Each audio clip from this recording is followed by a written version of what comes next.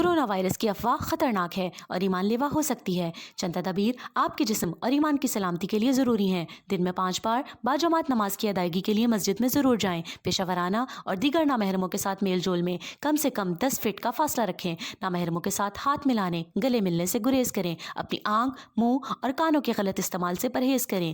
بار بار کلمہ طیبہ، درود شریف اور استغفار کا ورد کریں۔ تلاوت قرآن اور باقی نیک اعمال کی مقدار بڑھا دیں۔ اگر آپ کو کوئی علامات ظاہر ہوں، مثلاً شرک، وسوسے اور شیطانی خیالات، تو توبہ کرتے ہوئے جلدی سے اللہ کی طرف رجوع کریں۔ شکریہ۔